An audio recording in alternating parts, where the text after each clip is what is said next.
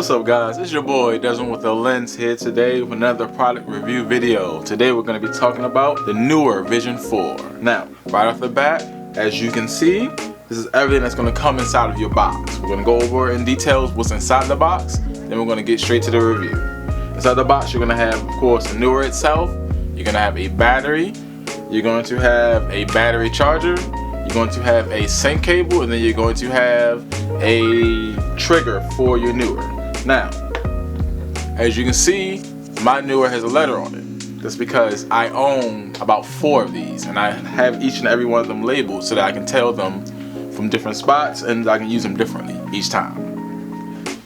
Now, if you've been here before, you understand how we go. We go cons first, then we go pros. If you can make it past the cons, then you're gonna love the pros. So first of all, there is no high-speed sync in this thing. High-speed sync is when you have a camera synced with your flash, anything over 1/200th of a second, and if for most cameras, if you do not have it, you're gonna get what's called the dreaded black line across the top bar of it. Next is gonna be the modeling light. So there's a light in here that you can use so that you can see where all of your light is gonna hit. However, it's only gonna last for a minute.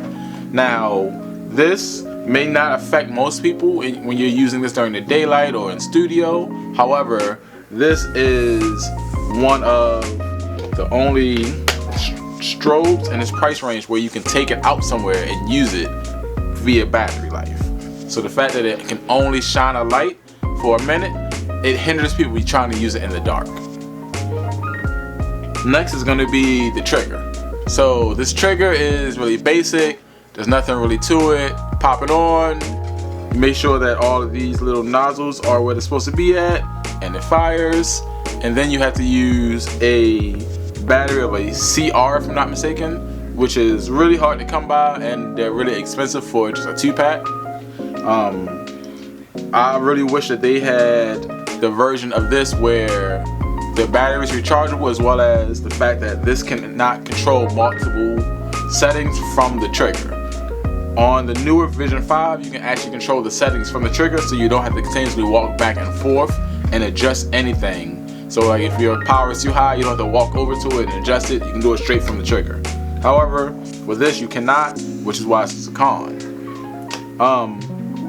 In order to fully charge it, it takes 5 hours. So if for any reason you've overused this and you forget to throw it on charge after your session and you try to go out for the next time, you're gonna be at a real handicap. There's no getting around the 5-hour charging time. And even if, like for any reason, you try to like just quickly throw it on charge, you'll see the results when it's plugged in. Like it'll die faster when it's not fully charged. Next is gonna be, much like how I said before, with the trigger, the fact that you have to go to this and manually change the power from here. Meaning if you have it high up above, then you have to bring it down, change the power, put it back up, and repeat the process until you get to the settings that you want. Now that we're past all the cons, let's get to the pros. This has a power output of 6 stops. Now, once you put the battery into it, which is really simple, turn it on, you have 6 stops of power from 1/64th, 1/32nd, 1/16th, all the way down to whole full power. And of this, you can get about 700 shots from it, which is a great use. Like I said, you might be able to use this for multiple shoots without having to put it on charger. It's just when you do have to put it on charge, you do have to put it there. There's no getting around it. The battery size is pretty good. Like I said, 700 shots. It has some weight to it, so it feels as though it's gonna be a good piece of equipment. It has the standard Bowens mount. It has a nice little ring filament. In the middle you see that's the light, that's the modeling light.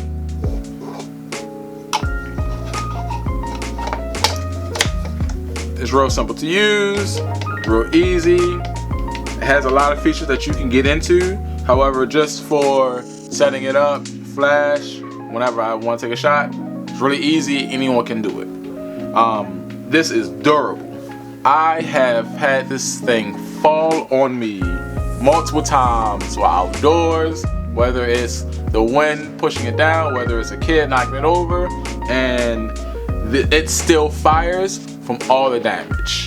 I actually have my version A that's currently being used to light everything. It has damage all the way through all of this, and it looks like it can fall apart at any time, but it still works.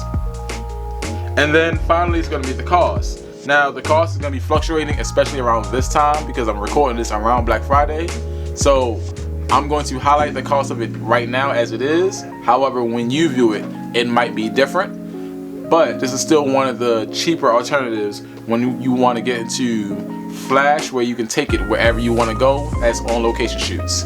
And finally, I'm going to now throw some photos of me using this on location so you can get some examples out of it. But after that, that's all for me, guys. Make sure you take the time to like and subscribe. Enjoy these photos.